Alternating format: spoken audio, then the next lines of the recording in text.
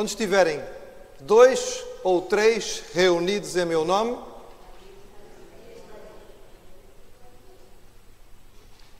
quase todos os cristãos que conhecem a Bíblia e estão familiarizados com ela responderão a esta colocação minha da maneira que os irmãos fizeram. Onde estiver 2 ou 3 reunidos, aí eu estarei presente. Mas não era bem isso que eu ia dizer aos irmãos hoje. Onde estiverem 2 ou 3 reunidos, é provável que haja problemas. Onde estiverem 2 ou 3 reunidos, é provável que haja algum tipo de discussão. Onde estiverem 2 ou 3 reunidos, provavelmente vai surgir algum tipo de divergência. Onde estiverem 2 ou 3 reunidos, eventualmente haverá divisão. Infelizmente, isto que estou a dizer-vos é atestado pela própria história da Igreja. Exatamente porque Jesus tinha na unidade da Igreja um dos alvos principais. O que Jesus ensinou no texto que já citamos hoje, em João capítulo 17, foi que ele desejava que os seus fossem um. E Jesus disse, por que queria isto? Ele disse, Senhor, que eles sejam um, como eu sou um em ti, para que o mundo creia. E a pergunta que nós devemos nos fazer muitas vezes é esta. Será que por vezes o mundo não crê? Porque aqueles que tomaram o seu nome não mostram a unidade que deviam mostrar? Será que esta luta e esta área tão importante, o inimigo tem tido vitória porque ele faz todo o esforço para dividir a igreja e ao conseguir dividi-la, ele quebra a sua força, o seu potencial para o testemunho? Afinal, o que é que assinala a diferença? E aonde nós encontramos a divisão? O apóstolo Paulo começa a sua carta enviada à igreja de Corinto, igreja que ele conhecia muito bem. Ele fundou esta igreja, trabalhou ali 1 ano e meio. E ele começa a sua carta à igreja de Corinto com palavras de elogio e de ânimo. Mas a razão principal pela qual Paulo escrevia a esta igreja é que em apenas 5 anos de existência, a igreja tinha aproximadamente 5 para 6 anos de existência, ela já estava profundamente dividida. É o que nós lemos, e eu convido os irmãos a abrirem na primeira carta de Paulo aos Coríntios, capítulo 1, a partir do versículo 10.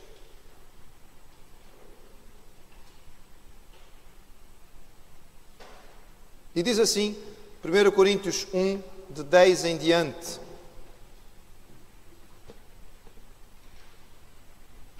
Rogo-vos, porém, irmãos, pelo nome de nosso Senhor Jesus Cristo, que digais todos uma mesma coisa e que não haja entre vós dissensões. Antes sejais unidos em o mesmo sentido, em o mesmo parecer.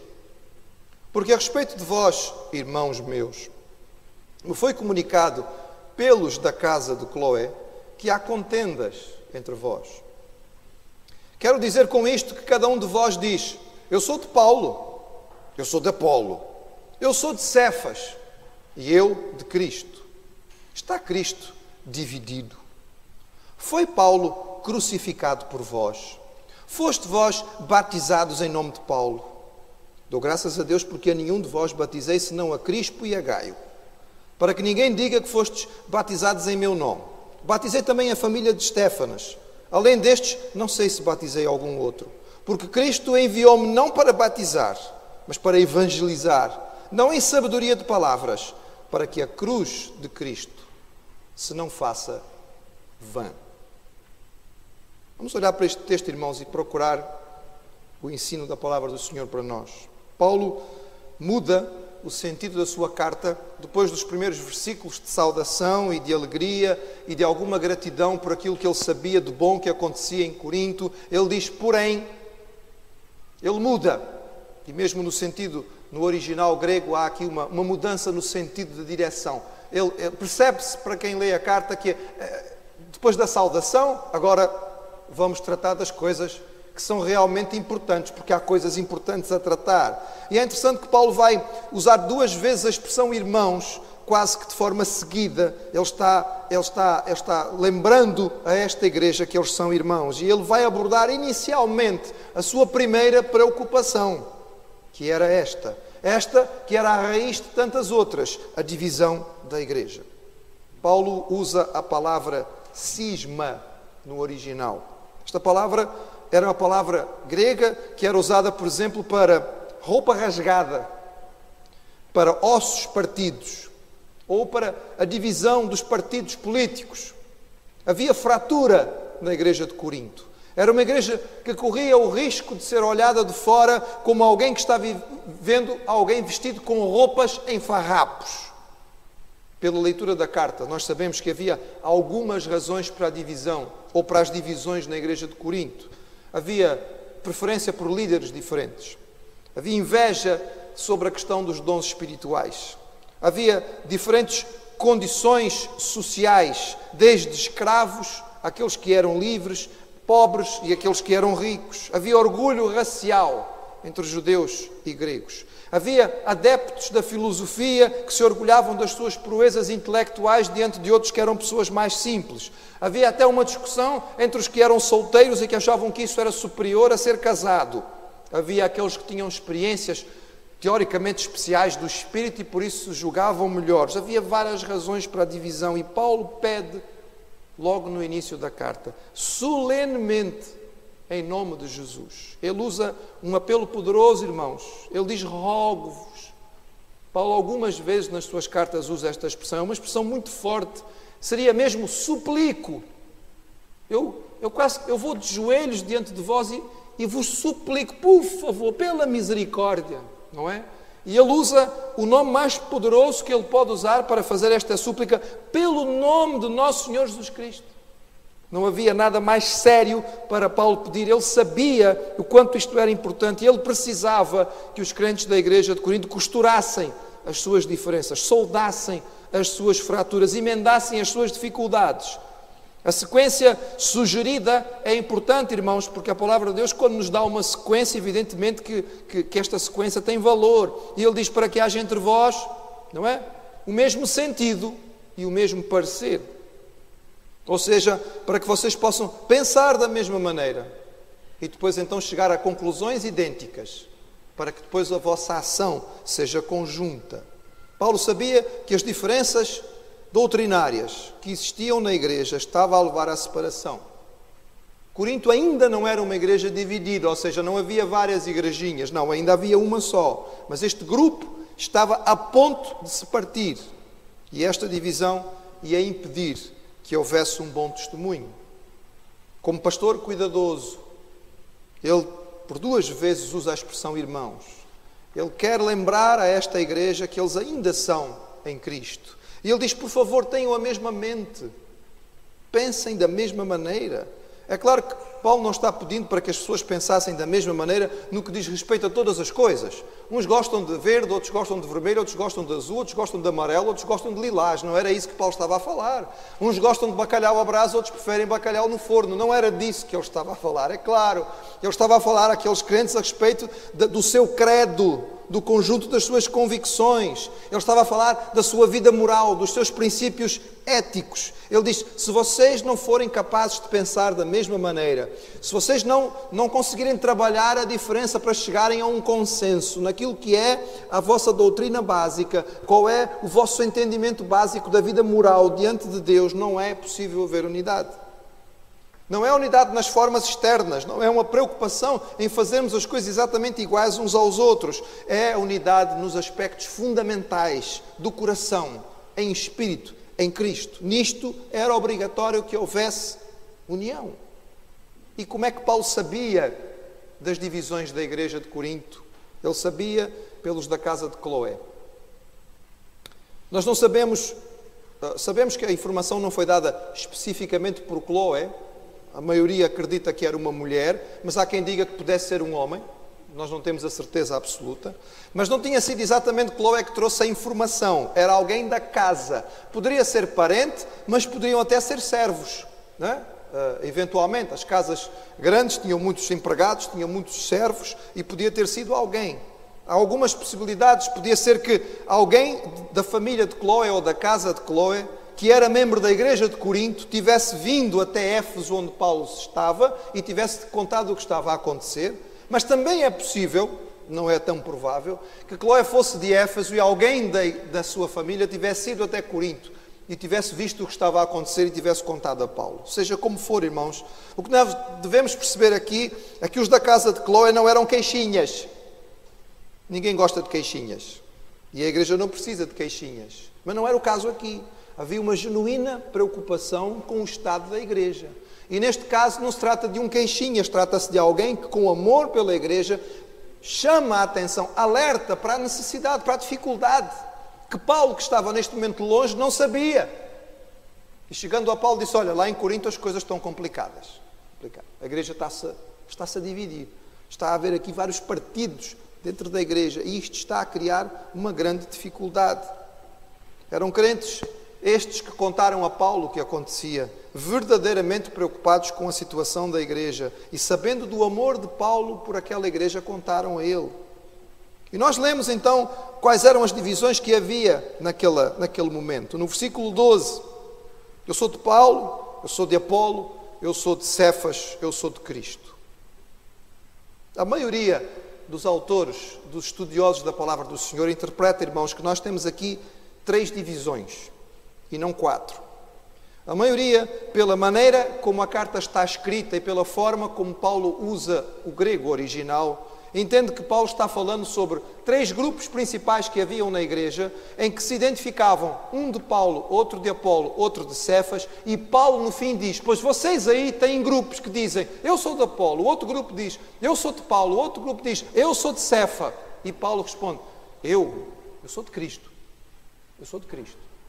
Isto, dizemos nós, porque também nós temos outras influências ou informações externas, e uma carta escrita alguns anos depois, por Clemente, a esta mesma igreja, menciona as divisões da igreja de Corinto e fala sobre 3 partidos, sobre estes 3 partidos, e não menciona um quarto. Há alguns autores que acreditam que esta expressão, eu sou de Jesus, refere-se a um quarto grupo, mas é provável que na verdade fossem 3. Um grupo era chamado os de Paulo. Provavelmente seria a maioria. Seriam gentios, porque Paulo tinha trabalhado essencialmente com gentios em Corinto. Seriam aqueles que tinham formado a base inicial da igreja, aqueles que tinham se convertido inicialmente com o apóstolo Paulo. Seria o grupo que tinha sido fundador e tinha Paulo como seu líder incontestável. Não foi ele aquele que iniciou a igreja, é ele que nós temos que obedecer. É o seu ensino que nós vamos seguir. Havia outro grupo, que eram os de Apolo. Apolo era um judeu, tinha vindo de Alexandria, e era um homem muito versado na filosofia grega.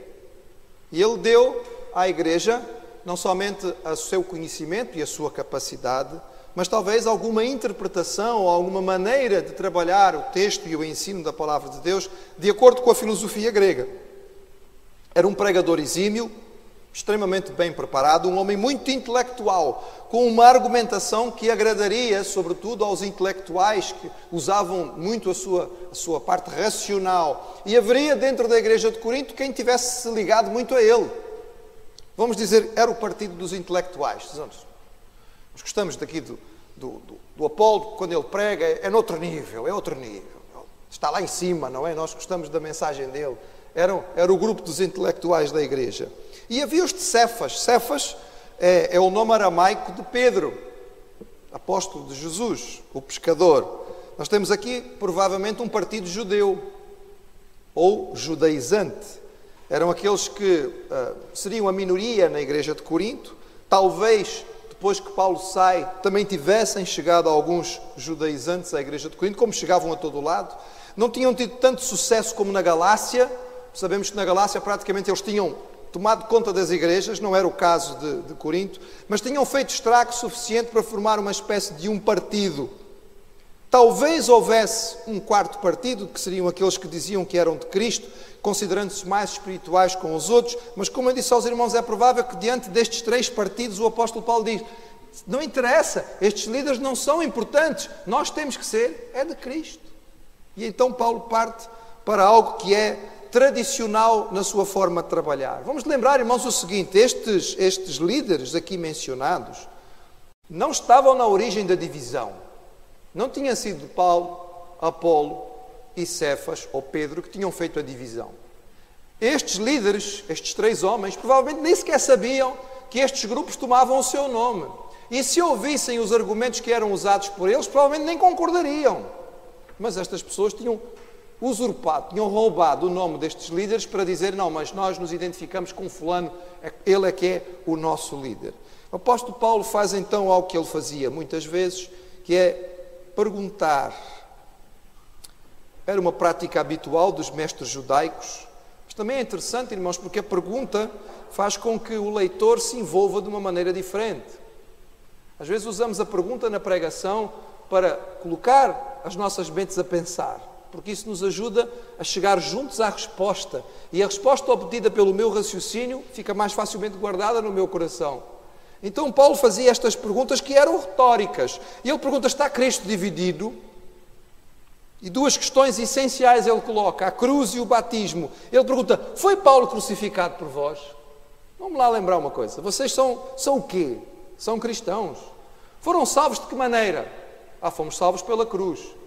Nós éramos pecadores, estávamos perdidos, não tínhamos como nos salvar. Não havia forma, não havia maneira de nós conseguirmos pelo nosso próprio esforço. Mas Jesus veio exatamente porque nós não podíamos nos salvar. E porque nós não tínhamos como pagar a dívida e a consequência do nosso pecado era a morte, Ele morreu. E quando Ele morreu, Ele nos salvou. Ele morreu como numa cruz. Então, para sermos salvos, tivemos que aceitar o sacrifício de Jesus na cruz. E quem é que morreu na cruz? Foi Jesus. Não foi Paulo. Não foi Pedro. Não foi mais ninguém.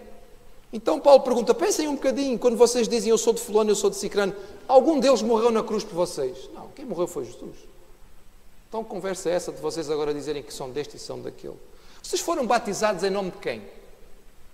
A cerimónia de batismo é a cerimónia de entrada, era o rito que marcava a entrada dentro da igreja, era o testemunho de fé inicial do cristão, e o cristão era batizado em nome de Jesus, evidentemente, em nome da Trindade, mas era o nome de Cristo que estava ali mencionado, era por causa da sua fé em Jesus que este alguém era batizado. Então Paulo pergunta: vocês foram batizados em nome de algum apóstolo?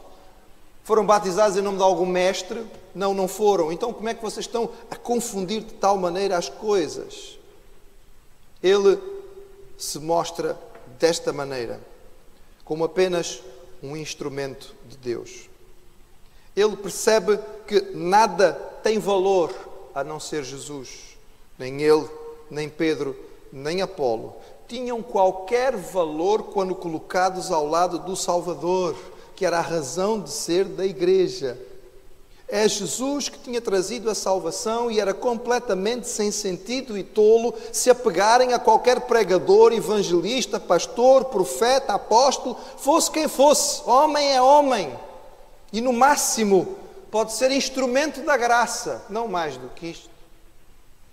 Alguns dos instrumentos que Deus usou de forma poderosa ficavam muito tristes quando os seus seguidores usavam o seu nome. Não sei se os irmãos sabem, mas, por exemplo, Lutero ficava horrorizado quando as pessoas se referiam àqueles que tinham seguido a sua reforma como luteranos. Ele ficava profundamente zangado e ele pedia, por favor, que não chamassem nem a igreja, nem os seguidores de luteranos. Mas não obedeceram, não é? E hoje nós temos a igreja luterana e aqueles que são chamados de luteranos. E Lutero, coitadinho, se calhar ainda está dando voltas na cova. Não dá, porque ele está na glória, na presença do Senhor. Mas daria, porque ele não queria, porque tinha a consciência de que ele era apenas instrumento na mão do Senhor.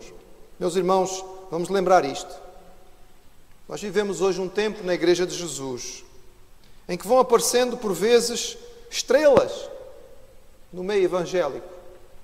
E às vezes as igrejas evangélicas têm a tendência para prestar quase que uma espécie de adoração a alguns líderes, a alguns pastores, a alguns pregadores, a alguns cantores, grupos, líderes de louvor. Eu vou na igreja tal porque lá vai cantar fulano. Eu vou em tal igreja porque lá prega cicrano. Meus irmãos, fulano e beltrano são meros instrumentos. Só pela graça de Deus. Nós devemos dar graças a Deus pela vida, pela fidelidade. Nós devemos aproveitar a bênção que aquele irmão ou aquela irmã podem ser para nós, mas o foco não pode ser desviado, porque é um só. Nós não recebemos mais do que um, é só Jesus. E Paulo ainda menciona aqui que ele não tinha batizado quase ninguém naquela cidade. É interessante isto, irmãos. Ele menciona que tinha batizado a Crispo. Nós sabemos pelo livro de Atos que Crispo tinha sido o chefe da sinagoga, que saiu da sinagoga junto com Paulo, portanto um dos primeiros a se converter. Gaio é provavelmente uma das pessoas na casa de quem Paulo ficou, pelo menos temos esta menção quando encontramos na carta aos Romanos uma referência a Gaio como alguém em casa de quem Paulo ficou, então talvez tenha sido uma das pessoas que o hospedou em Corinto, então ele também batizou a Gaio. E sabemos pela carta aos Romanos que Estéfanas e a sua família foram dos primeiros convertidos, então Paulo batizou ali os primeiros que se converteram. Provavelmente o que acontece é que depois chega Timóteo e Silas e esta parte do batismo Paulo deixa para eles. Porque talvez ele já tivesse a experiência da primeira viagem e até aqui, de saber que ele como apóstolo tinha uma posição talvez de mais destaque na igreja, as pessoas que eram batizadas por ele depois podiam vir a se orgulhar, porque eu fui batizado por Paulo, não foi qualquer um. Porque sabe quem me batizou? Foi fulano tal.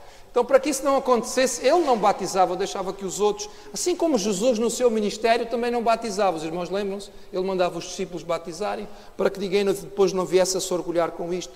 Paulo não está a desprezar o batismo, irmãos. Nós lemos aí no versículo 17, Cristo não me enviou para batizar. Ele não está a desprezar o batismo, irmãos. Ele não está a desprezar isto. O que ele está-nos a mostrar aqui, através desta expressão também, é que ele via o batismo como aquilo que era. Um rito e um ritual de entrada na igreja cristã, que era importante como testemunho de fé, como para que alguém fosse incorporado na igreja, mas que não tinha valor sacramental. Vou recordar aos irmãos, existe uma diferença fundamental entre aquilo que o Senhor Jesus Cristo nos deu e que nós seguimos como as instruções, as cerimónias principais que Ele nos deu, não é? E aquilo que depois passou a ser instituído por parte da igreja cristã como sacramento. Sacramento é uma cerimónia ou um rito que confere graça. Não é isso que nós queremos, irmãos. Ninguém é abençoado pelo batismo ou pela participação na ceia. É abençoado antes. Porque foi salvo, então é batizado. E porque percebeu o que o sangue e o corpo de Jesus representa, participa da ceia. Eu digo isso, irmãos, porque é bom nós irmos lembrando. Eu já vi muita coisa acontecer. Eu vi, por exemplo, uma irmã numa igreja onde pastoreei, que na hora da ceia pegava um bocadinho de pão e guardava. Depois perguntou-se a ela porquê. Não é? Já era tão pequenino e ela o levava um bocadinho para casa. Porquê que a irmã leva este bocadinho para casa? Pastor, eu ponho na despensa. Era tipo pozinho mágico. Ela chegava e esfarelava o pãozinho e soltava na despensa, porque alguém tinha dito a ela que fazia... Era o pão da ceia, era especial. Meus irmãos, o pão da ceia é pão. Não vai abençoá-lo de maneira nenhuma.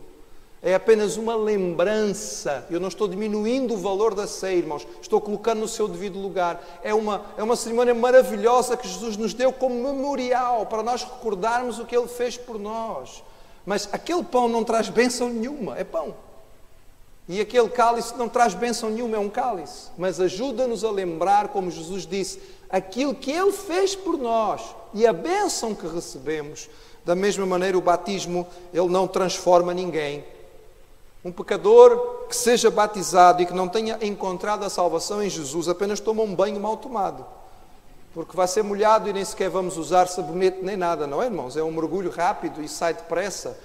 Aquele mergulho só faz sentido para alguém que está a dar o seu testemunho. Está a dizer, eu fui transformado. Morri para uma vida antiga, tenho uma vida diferente, uma vida nova. Então dá o seu testemunho sendo mergulhado nas águas. E a Paulo está exatamente dizendo isto. Olha, eu não fui enviado para batizar. O batismo é uma cerimónia simples de entrada na igreja. A minha preocupação principal é uma só.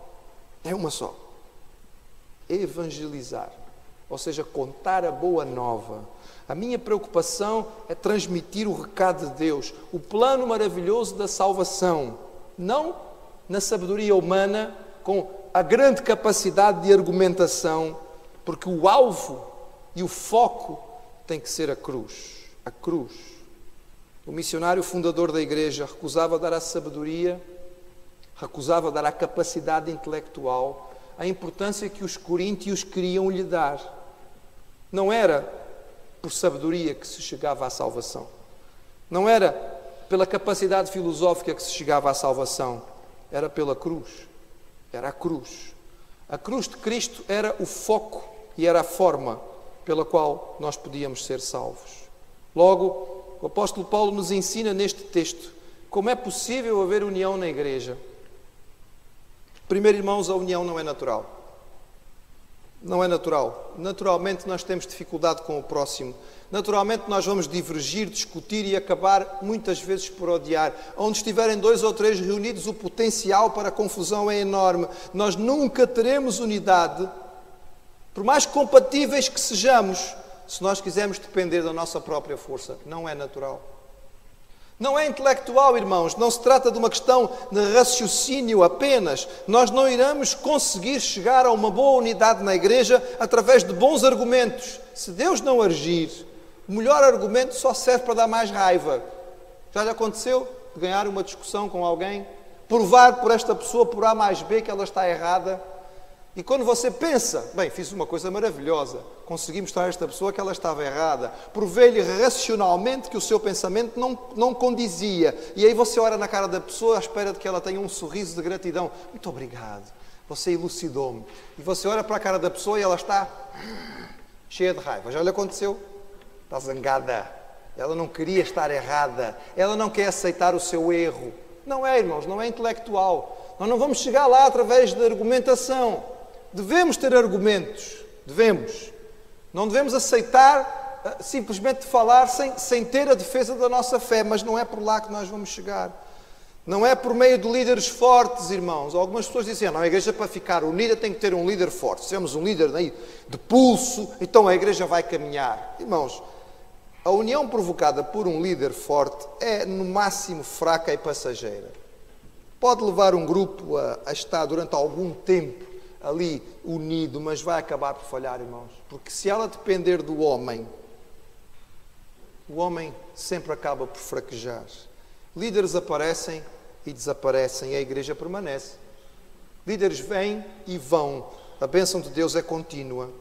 Um dia o líder vai, o Senhor levanta outro. Ministérios que aparecem são diferentes, mas a igreja de Jesus permanece e ela está estabelecida em algo muito mais forte.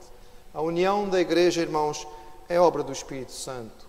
Se o Espírito não agir em nós e nos nossos corações, nós não permitirmos que Ele triunfe em nós, quebrando as nossas barreiras, nos dando a humildade própria de quem entende a graça da salvação, não vai haver condições de ultrapassarmos as nossas diferenças. Aquilo que nos une é a cruz. O cristão precisa viver próximo do Senhor, sobre a sombra da cruz. Sabe porquê, irmãos? Porque a cruz nos humilha para poder nos capacitar. São os paradoxos da Bíblia, da Palavra de Deus. Quando fores fraco, então serás forte. Quando somos fortes, irmãos, somos fortes na nossa própria força. E nós pensamos assim, eu sou capaz, eu tenho condições, olha o meu currículo, com certeza que eu consigo. Nessa hora estamos em grande perigo. O risco é enorme, porque estamos a acreditar que somos capazes de fazer alguma coisa. Pedro dizia ao Senhor Jesus naquela noite de quinta-feira, eu morro por ti, Senhor. Por ti eu faço qualquer coisa. Era a sua própria força a falar. Estava tão fraco que daqui a bocadinho correu, fugiu. E depois qualquer empregada doméstica foi capaz de lhe perguntar, mas tu também andavas com ele. E ele, cheio de medo, blasfemou e disse, nunca vi o homem na vida. A força do homem, irmãos, a força do homem.